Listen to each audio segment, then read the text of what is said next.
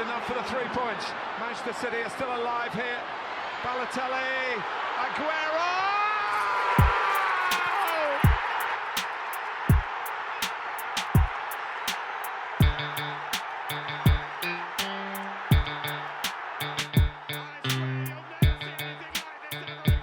What's up, football fans? We are back after an extremely long time. This is the Football Therapist. I'm your host, Ramy.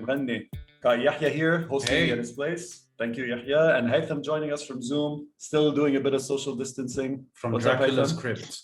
Hello, everyone. Yeah, really, like it's Hi, guys. I think it looks like you're in Lebanon because you have like no electricity around you. That's what it looks like right now. No, I'm definitely in Dubai. Definitely, I'm on the balcony. Just practicing some unhealthy habits, but hence why I'm on the balcony. Good. But yeah, it's great. It's good to be back. It's good to be back. It's been a super long time. So for whoever's listening, been a while. That was my fault. My wife delivered 4 months ago, and obviously with a newborn, you can't really have a podcast when you have a baby screaming in the background. And even till Congratulations. now, thank you. Which is why Yehia was kind enough to let it come and crash here and to do this episode. But it's great to be back. Might get distracted with my cat, but that's fine. Cat meows are better than 4-month-old screams. Trust me on that one. Great to be back. Super happy about it. I'm sad we weren't able to do a season wrap up, but now we've got something else interesting in the pipeline. That's the Euros, and that's kicking off. We're getting into the quarterfinal stage, and we've actually been having a lot of discussions about it, and that's why we thought it would be a good chance to get an episode in. And the first thing that we were thinking we talk about is that we all had so many different predictions going into wrong the predictions. That were so wrong.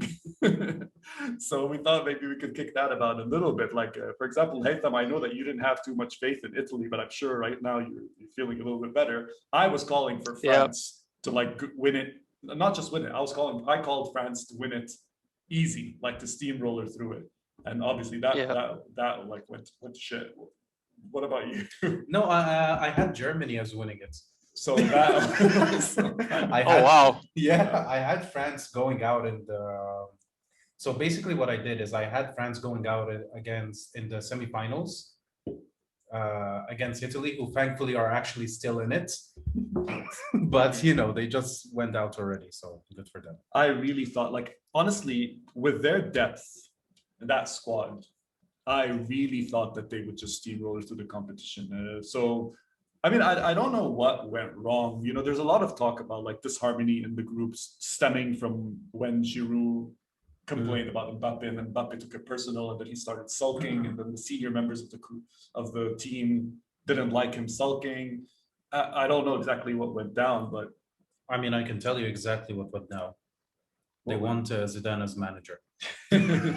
That's definitely what's going to happen. So, I mean, if you guys remember a while back when there was still rumors about Zidane beating Madrid midway through the season, like one thing I told you, I said, if Zidane leaves, I see him coaching the French national team. That looks like that's definitely what's going to happen. I think after getting knocked out in the last 16, I don't think he's going to stay, to be honest. Yeah. It seems like the logical move for him, given that, Allegri joined Juventus, and, there was a bit of rumors that, it wasn't substantiated. I think it was more of like fan talk and wish list, maybe. I think so. I think some Juve fans thought that he would join Juve, but obviously that's not the case, and it's probably the logical next move for Zizou to lead the French national team. One thing I think that Zidane really needs to get in order is there's always barring the last couple of successful years, there's been so many cases of like disharmony in the France squad, like going back to like, remember when Dominic got basically him and Anelka had the whole falling out and he got kicked out. There's always like Dominic was also when there was that whole racism issue, right? There was a whole racism issue. Was it Dominic or was it even? No, it was Blanc. I think it was Raymond Domenech during. It's like all of them have these issues. What was fascinating about the World Cup 2006 French campaign was, if we go back in time, the French players were completely, maybe most of them at least, were completely not really aligned with his direction and his instructions and all of that. And Zidane pretty much led them to the final. Yeah. So and then we Comes saw full the circle. Euro. Yeah, it came full circle, and then we saw Euro 2008. I believe Dominic was also the manager at the time, and they just kind of were disastrous. I think they crashed out of the group stage, if I'm not mistaken. Yeah, because he sent Anelka home at the time, and then like there was a revolt and from the players, and they didn't want to train. I mean, in terms of like racism, like even more recently, like when the whole Karim Benzema scandal thing and the Mathieu Valbuena scandal happened, Benzema's camp kind of like also even accused Deschamps of being like racist towards like the players with Arab origins, which it was like very unfounded, but it was an allegation. And he obviously like denied it as well. It's just like basically just like to wrap up on the whole France thing. I always feel like that squad has like some kind of disharmony, and it's too bad because this was a really good team. You know, like they were brilliant. So it's. I think the most disappointing thing about France is that they are one of the few teams with an actual both good team and a good coach. Yeah. For example, look at Netherlands. Excellent players, crappy coach. Germany, same thing. Excellent players, crappy coach. You know, so Portugal. I mean, Portugal. To be fair, they have an excellent attack, but then you have like a 38-year-old as your starting center back. Then you obviously have problems, so that's different. Well, so, but Pepe, you're talking about Pepe. Yeah, no, Pepe is a beast. But I mean, if you're trying to win a competition with a 38-year-old and you have zero other options, that drove me nuts about that. That's why I felt like, now it's a good segue to go into Portugal. Like I felt Portugal really didn't at least deserve to go into extra time, and it's really fascinating that like you got 36-year-old Ronaldo, 38-year-old Pepe, and they did not stop running until the very last second. It was amazing and really fascinating to watch. Right. But what I felt was super underperformance from Bruno Fernandes in this competition. It was shocking. Yeah, I mean, he just because the referees weren't giving him the penalty calls when he dives. So, oh God, there comes the Liverpool fan. No, I mean, so there was some serious underperformance for me in this competition. Fernandes and Mbappe leading that whole thing. It was, I mean, players you expected to really be brilliant, shine. To really shine, and they just like fell off. So I mean, going back to our initial plan, Haytham, who did you call? Because I know you didn't call Italy, even though you're an Italy supporter. At first, who were you calling? Yeah, I thought about it a lot, like who will win this Euros, and I thought about the usual suspects, either Spain or France or Germany or Italy, and honestly I couldn't really put my finger on like one side. After the first game, I probably had after the first round of matches, as in the first round of group stage matches, I probably had France, but otherwise Italy, okay, they came out with a good performance in the first game against Turkey. But yeah, I think France was the only side that kind of stood out, but then they went, and I think it was game week 2 where they drew to Hungary, and I guess those were the first warning signs. It was 1-1 against Hungary. And those were the early warning signs of the French squad not really having everything together. But after the group stage, so I'm answering this question in phases, by the way. So after the group stage, I pretty much have Italy and Belgium, the next quarterfinal lineup. Honestly, I think one of those two teams, whoever wins, has a very realistic chance to going on and winning the whole thing. Yeah, in my opinion. I'm still feeling Belgium. But one more thing. Let's bring Liverpool comparisons into this. I think with England, they're kind of like the Liverpool of international tournaments. Next year is our year. And I'm so sorry to all the Liverpool fans, but I think England are like the Liverpool of international tournaments, where next year is our year. And you know what? I don't know, man. I'm scared to say it, but they're also a likely candidate. So I got, now that you mentioned I got Belgium, England, Italy in that order. I think very England honest, have a better chance than Italy. If you look at England, right? So they are going to play against Ukraine in the next round. Yeah. Which arguably, seeing who they beat so far, they should beat them. Arguably.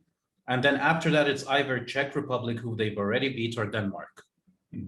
So if they get Czech Republic again, they should arguably again beat them. So they should make the final. So you're absolutely correct. And the way they played against Germany. By the way, can I stop here and say that Germany-England was the best game I've seen so far?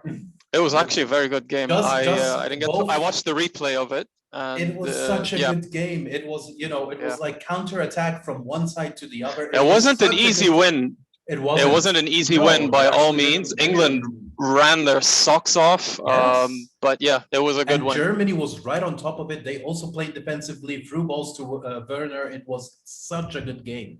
Honestly, that was my game of the tournament so far. It is so good. And maybe I've enjoyed it because I was watching as a neutral. I really didn't care much who wins. So I really enjoyed the football. But for me, there was that one day where there was the Spain-Croatia game, the 5-3. Yeah. And then right after it, the France-Switzerland, the 3-3 that went to penalties. That was a crazy day. Yeah, that was also good, yeah. And like that was probably one of the best evenings of football. I was like so emotional about like Spain, because okay, so here's the thing. Like obviously I'm a Spain supporter, but since we're all being petty, I'm kind of since we're all being petty, I'm kind of like, this should be good. I basically, when they came out underperforming massively in the group stage, so I was like really like, sort of waiting to see how Spain, because it was a very original Spain squad. They were without two captains, so obviously Ramos didn't get called up. Then Busquets got the COVID thing happening for him. Yeah, that's probably why. And when they, but they underperformed without it. That's the thing. Him coming back sort of shored things up. But when they came in underperforming the group stages, I got really pissed, and I started saying, you know what? I kind of hope that they don't win it. And then like I can like my petty's like can come out and be like, well, there you go, Luis Enrique. That's what happens when you don't call up Real Madrid players. The thing is, I have a sneaking feeling, kind of like Haytham, that the winner of this tournament will either be Spain or England. Yeah. Because it's never, I don't remember the last major tournament where the team that comes out all guns blazing wins it. It's always the team that just keeps getting the results. And in the case of Spain, it's the other way around. They start off slow and then they win. Yeah, actually, didn't they like lose the first game in the tournament? Euros and World Cup. Both times when they won? I don't know. I remember one of them. In 2010 World Cup, that's correct. They lost against Switzerland. They went on to win the World Cup. Yeah, exactly. So I have a sneaking feeling, because if I'm being very honest, Italy, amazing starting off, and I actually just checked the brackets I have them as winners, not Germany. So, but I have a sinking feeling they'll either lose the next game against Belgium or against the semifinal, because against Austria they were extremely exposed. Belgium. The Austria game. Let me just interrupt. So yeah, the Austria game. I think if Arnautovic's goal stood, I think there was no going back for Italy. That game, that was game over 100%. Yeah. Luckily, it didn't. The goal was cancelled, and honestly, Mancini won the extra time tactics. He knew how to do it and wrap it up. He should have done that in the beginning of the game, and I hope he learned his lesson going into the Belgium game tomorrow. So here's the thing why I think he might beat Belgium, and it's just because Hazard and De Bruyne are out injured. But they still have to deal with Lukaku, which, Lukaku this tournament has been a beast. I mean, Lukaku the past year has been a beast in general. He's a handful. And Thorgan Hazard has actually been really good. Yeah. And Thorgan Hazard is amazing. Yeah. I mean, he's got the surname. Yeah. he's been playing. He's got the DNA. He's been playing like prime Eden, by the way. Have you noticed? Like he's sort of like just the. So don't be surprised if next year we find him in Madrid and then he ends up injured for 3 years. So that's another topic. I still blame Thomas Meunier for. We'll revisit that topic next year. So one thing. Okay, and let me put another thing across to you guys. Who's the standout player of the tournament for you? Like the one that you didn't expect to like really do well and they really stood out. Can I throw mine out? Yeah. Patrick Schick. Someone with consistently good performances. Patrick Schick, Czech Republic. Yeah. Maybe, I had no expectations of him. He was, I think, top scorer at one point until Ronaldo went nuts. Yeah. Let me just have a look. I think he's actually probably still okay. So it's Ronaldo on 5 goals, Emil Forsberg, and Patrick Schick at 4 goals. So, but actually, just he was standout for me. Really stand out for me. I didn't expect it. So I just wondered, like, if there was anyone who stood out for you guys as well. I mean, honestly, for me, there hasn't been exactly a particular player that stood out for me. It's more about how the teams are evolving and adapting. Yeah. So just to put it in a way, so Spain have obviously been, game on game improving. Italy, like you said, just because of how well drilled they are and, how receptible they are to Mancini's tactics. So they're playing around. By the way, I really think that's why Netherlands got knocked out, because they weren't really able to adapt their tactics whatsoever, and Czech Republic just ran all over them. I was really impressed also. So here's the thing, I have to eat my words, because I was absolutely convinced England would lose to the first decent team they would come against, because their tactics are extremely negative, which is true. But I think England, the way they are playing right now, they're more suited to win against big teams or teams that attack versus teams that sit back or smaller teams. So they're playing. I mean, obviously that team is much better than this England team. But when Mourinho was at Chelsea, for example, just kind of sit back, wait, and hit them on the counterattack, or even at the Madrid, quick counterattacks and so on. So I'm really impressed with how all of them are kind of adapting the further they get on. So it's I don't know. No particular player has stood out. I don't feel there is a star player of the tournament so far, but I think in the fantasy, if we look at the fantasy points and all of that, I believe Wijnaldum has like one of the highest points among all the positions. Unfortunately, Netherlands are out now. Yeah. But he was one of the. If we look, scientifically through the stats of Wijnaldum and Ronaldo, I think. Yeah, apparently Wijnaldum and Ronaldo are like the hottest players on the thing. For Italy, Locatelli, obviously he's been very impactful for them in the group stage and when he came on. But yeah, Okay, Lukaku. Lukaku, maybe if I had to pick one, Lukaku would make sense. But that's probably the most consistently-ish outstanding. Yeah, you can say player so far. Yeah. I mean, but I don't know. It's like you said. Usually when you go into these tournaments, and now that you bring it up, is the first time I notice it. Usually in these tournaments, you have 1 or 2 players who really, really shine. There hasn't really been that player that's shown so far, or they already got knocked out. Yeah. For me, I mentioned Schick only because I didn't expect him to be joint top scorer. Well, go behind top scorer. But you're right.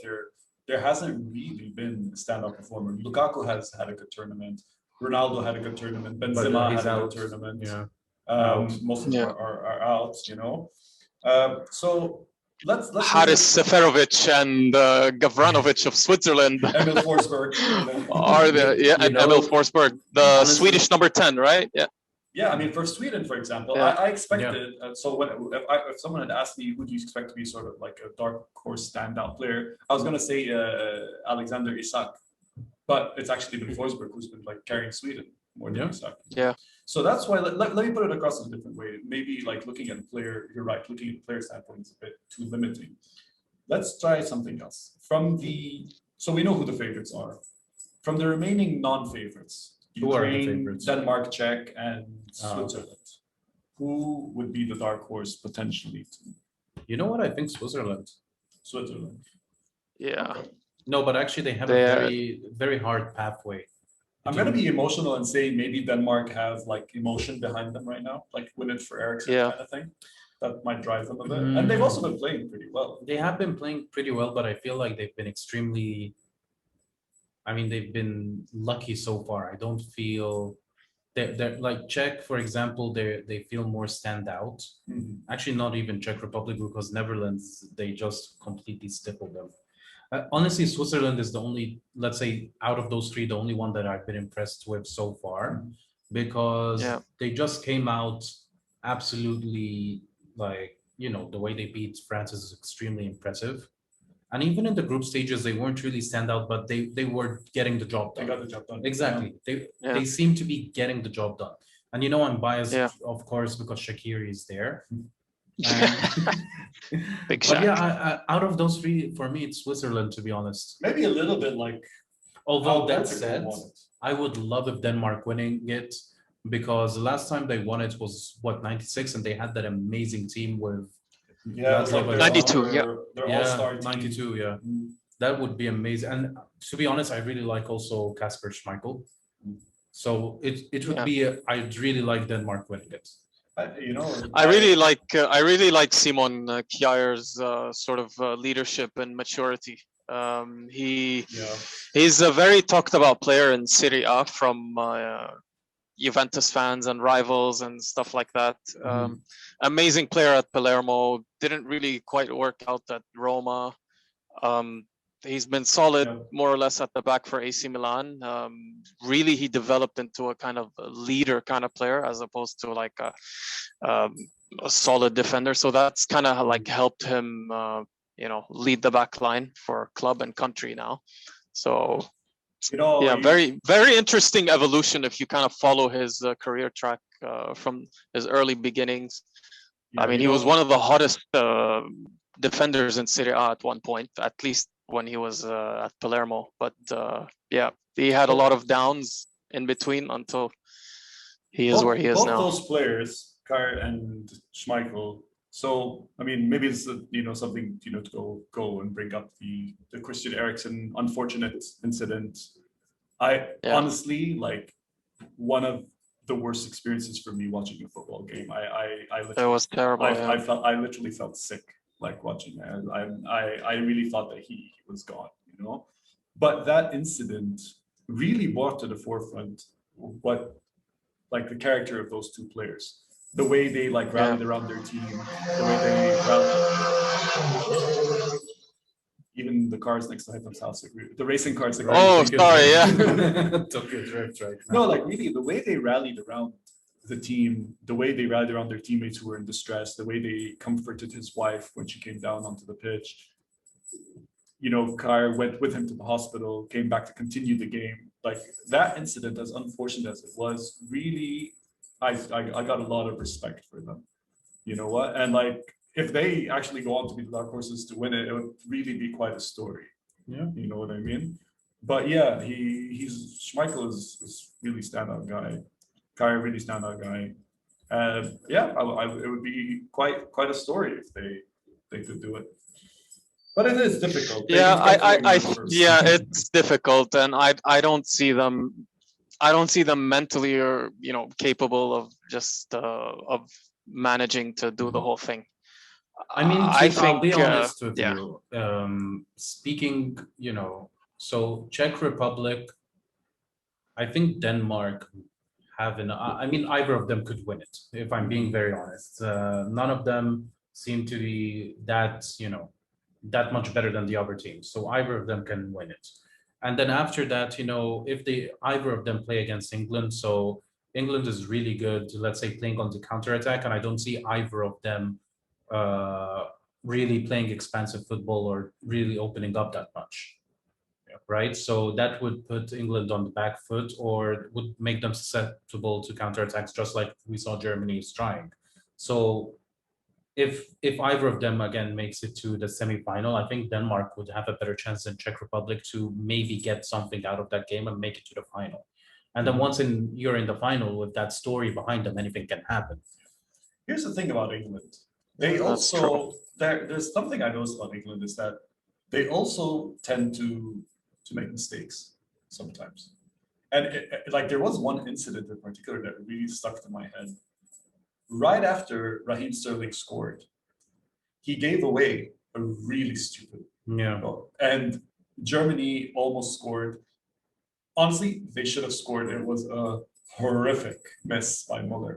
I don't He know if you knew, remember by the way. the one I'm talking about. He knew when he missed it that was the tournament. And that You was could like, tell and he you knew saw, that was a there's tournament. footage of Raheem Sterling basically putting his hands on his head as Havertz put the ball into Muller, and then just collapsing on the floor when Muller missed it because he couldn't believe like how he got off. Yeah. And I mean, full props to, I think it was Declan Rice, came, pulled him up, told him, get up, you know, like, Yeah. should highlight, you know.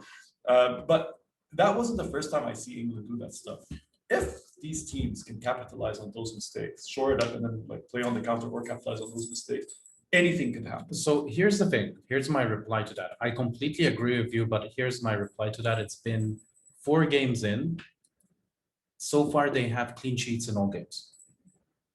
But And that doesn't But they happen. got away with a couple of them. That's the But thing. that doesn't happen by luck.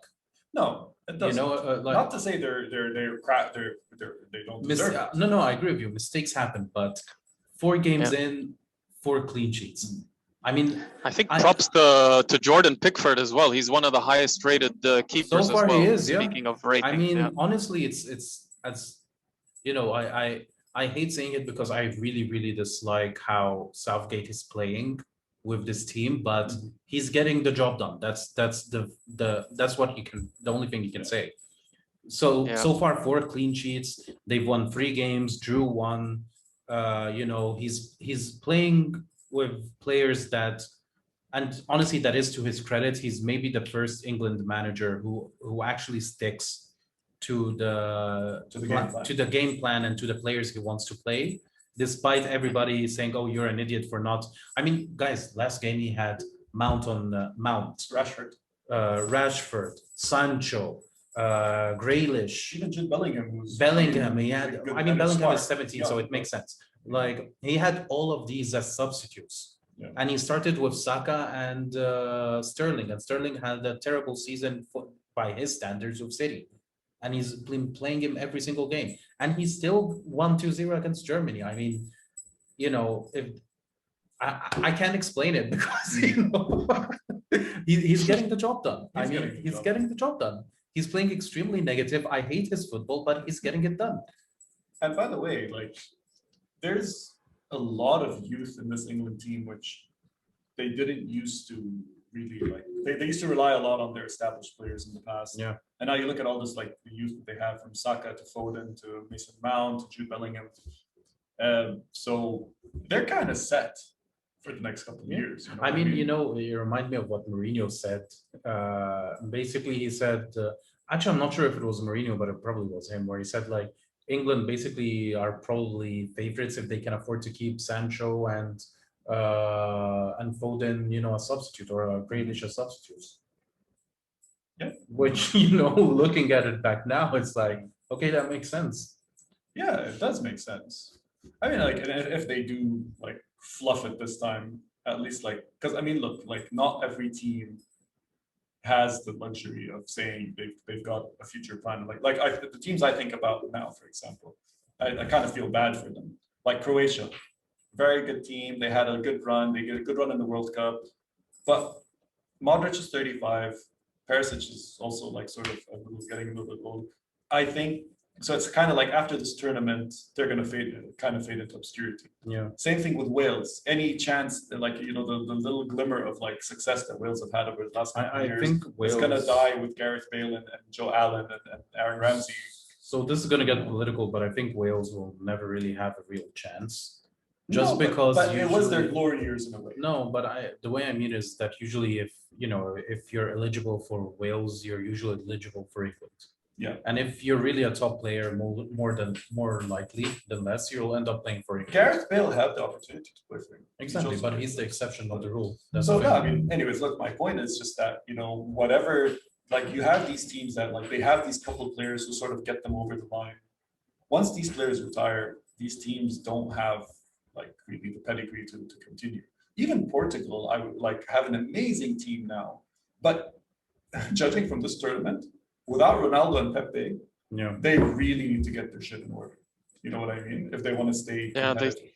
But England and Spain, for example, and even Germany to a certain extent, a lot of youth who are like a lot of they have pedigree and they have really good, talented youth players who will keep them going for the next couple of years. I mean, Spain, yeah, I'm pissed off that they don't have any Madrid players in there. Like, I think that Nacho, after the season he had, deserved to be there at center back. But hey, Pau Torres has also been fantastic. Yeah. Laporte decided to switch allegiances from France to Spain, so they kind of kicked him out as well. Yeah. And then I say, okay, Asensio deserves to be there, but you know what? Gerard Moreno has been absolutely massive for Villarreal this year. So they're all these young players who can keep the team going. You know what I mean? You're right. And I mean, there's a debate about Isco, but because he has. I mean, I honestly, now that you bring it up, I honestly think that if we're going into the World Cup, your favorites are going to be Germany. Just because you have Flick coming in, and if he's, by all, accounts, he's the reason of success when they won the World Cup. Yeah. And we saw what he can do at Bayern. And like you said, he has the players. I mean, Germany now has to build around Havertz, for sure. Yeah. He was running the entire tournament for They have to build around Havertz. They need Tino Werner to rediscover his form. But Because he that's the does thing, have I it. actually don't agree. You do not need to rely on Werner to score the goals because he's going to create space for others. Not But relying he on him, needs somebody with him to actually score the goals. but you need him to not necessarily just goal scoring, but you do need to rediscover his form. It's not just with goal scoring that he's been fluffing his lines. That's the thing. But I honestly think he is a quality player for all the shtick he's been given this year. It's a little bit unfair, you know. So, but if he can like get that comes back, Havertz is an amazing player. You got Gnabry, who's been doing exceptionally well. Kimmich, probably future captain, you know. Gundogan is a By the player. way, So if you we're have talking about Kimmich, that's definitely one of the reasons they got knocked out. he was- Throwing him on right back instead of just trusting him in center back and defensive midfielder, It's like why revert him back to his old position? You know which what I makes mean? sense. But I mean, but he's you established himself needed as a somebody badly next to Kroos. Yeah. Like Kroos is good, but he's not gonna shore it up. And I mean, I don't know. That's definitely one of the bad calls. Yeah. No, I completely agree. I was like, why fix it if it ain't broke, kind of thing, you know? Yeah. But anyways, I mean, debatable. Good thing is like An interesting out of position. I think it was Rabiot who had a disaster class on like wing back, I believe, against Switzerland, if I'm not mistaken, late into the game. I don't know, but his mom's that been kind of- carrying it big time following the. Apparently, yeah. There's like there was family feud in the stands It took off, with man. Mbappe's parents Yeah, and the Rabios and the Mbappes and the Pogba families basically went at Pogba it, families you know? kind of clashed. Yeah. And apparently, That's like interesting. it carried over into the dressing room, and like Rabiot was basically going at Pavard, telling him we weren't defending, and Varane agreed with him, but then Pavard attacked Pogba, and Varane agreed with him right after he shit on him. It was like just a free for all, because that's why Deschamps had to come out and say that we just need to like get our harmony back, because obviously they all went at each other after that. But yeah, that thing was hilarious. You see like the mother like talking to Mbappe's dad, and Mbappe's dad looking at her like, were you kind of thing? You know? It was freaking hilarious. I mean, honestly, that guy's career is going down the drain because of his mom. Yeah, like it's not the first time she causes issues, Yeah. right? What was that like? I think when he was about to, she caused issues in PSG, and then she pushed for a transfer that never came, and he ended up in Juventus. I think he's doing well there, no? Or are there issues? I mean, he's on and off. He has the odd flash of brilliance. He's a bit more impactful as a substitute as opposed to a starter, in my So opinion. probably his mom will start up again and he'll move soon. Because her baby is amazing and nobody's better than him. Of course. Is her name Karen? She's carrying again though. And like, just the stories filtering out about that. Like, remember, I don't know if I sent it to you guys on the group as well. That apparently, like, they were disgruntled because Ooh, we have Pogba a asked group. for. Wow. Apparently, Pogba asked for a hotel that overlooks a lake, and he got pissed off because he didn't get it. It's like, ooh, I didn't get a No. lake. I mean, I don't know how true it is, but Wow. it's funny when you read that stuff. I mean, Pogba, as much as I love making fun of him, I don't think he's that much of a prima donna. Maybe he was thinking they need to be like mentally sort of zen for the Mentally zen by looking at a lake. That helps. Oh my god. I mean, whatever it is, it was So it was quite a shocker, to be honest. Like, and you know, another interesting thing, the group of death are all out. Yes. So I mean, by the way, Hungary held their own in that group. Like seriously, mad. Can we props. talk for a moment Seriously. that hilarious thing that Germany did for Hungary Wait. when it came to the pride flag? To the pride flag. So So guys the don't know Olympia this- Stadion, this- yeah, I know this. They so- refused. So the Olympia Stadion refused to put the colors. Oh, sorry, the Olympia Oh, Stadion wanted to put the colors. So and they the refused. Allianz But the- Arena, is it Allianz or it's now Olympia? Okay, well, yeah. In Germany? I think it's the Allianz. The Allianz. So basically what happened, the Allianz wanted to light up the stadium in the pride flag colors before the Hungary game, because, you know, Hungary just passed a law against, you know, pride and so on. So essentially UEFA said, no, that's very political. You're not allowed to do it. But it's Okay. not a political. No, wait. So Germany was like, okay, we can do it. That's absolutely fine. They gave little tiny flags with the rainbow on it Rainbow for all of the flags. for all of the fans walking in. So then in the actual game, everybody's like, Oh, wow. That's hilarious. that is the biggest FU I've seen It in is. football so far, and I love it. And it's very German. And it's very juvenile and petty. I love it. Yeah. No, because- And it was so weird. I mean, the whole thing was very awkward because then the same day UEFA updated their logo to with a rainbow background and we stand by everything and all that kind of thing. But didn't I don't know. It's just so didn't Ronaldo also refuse to wear the pride captain's armband or something? I don't know. I thought I saw. I don't know, to be I'm not sure about that. All I know is Ronaldo also had his hilarious moment. So this is the best thing. Like Ronaldo, this tournament is going to be remembered for the water bottle. Germany is going to be Yeah. remembered for the pride flag. So all of them are going to be remembered for everything other than winning the damn thing. Very well. We have a lot of good moments in this tournament, like Hey, there whether was on the some. pitch or outside of the pitch. There were really some like talking points. Like I'll remember a lot of the moments from this tournament. To be honest. And I mean, we're still got semifinals and the final to go. So So guys, do you want to make wrong predictions? for me, It's coming home, guys. I hate to say it, but it's coming home.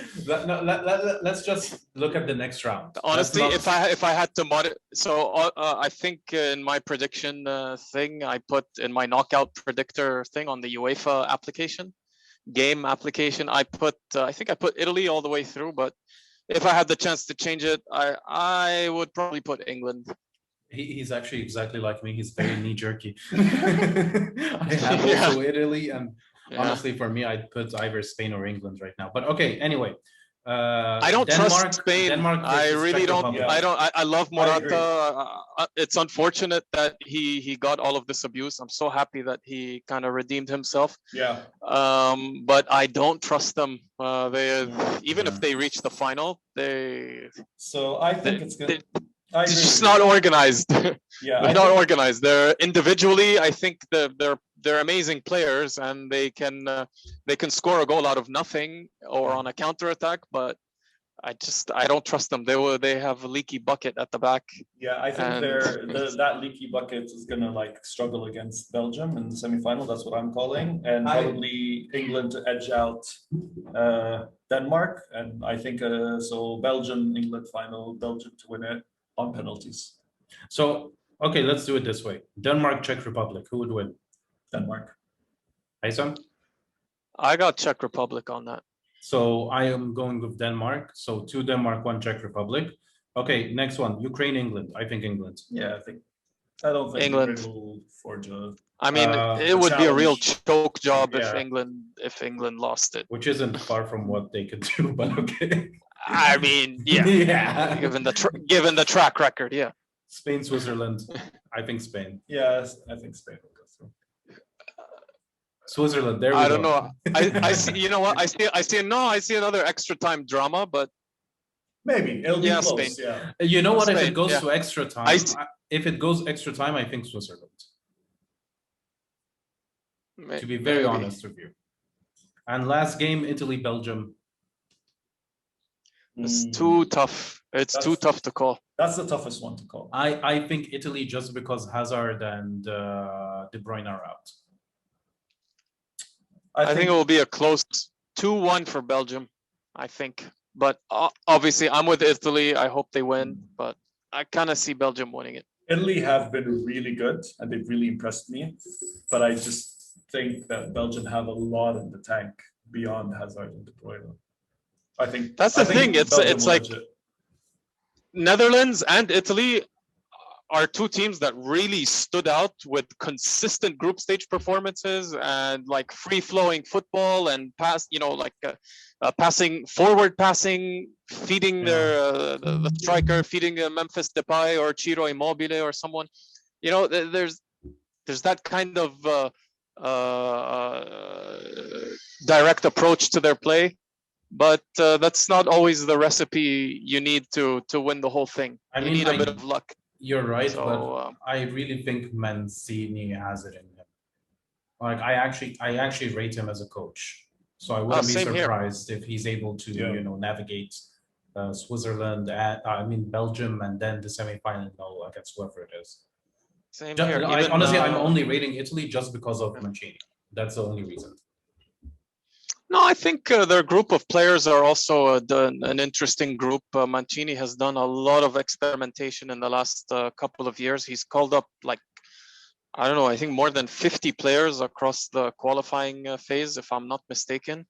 Wow. He's mixed and matched. But what he's done is he's picked his 25-man squad of players that really merit their call-up. They have at least 28 to 38 games for their clubs, and they're regulars for their clubs.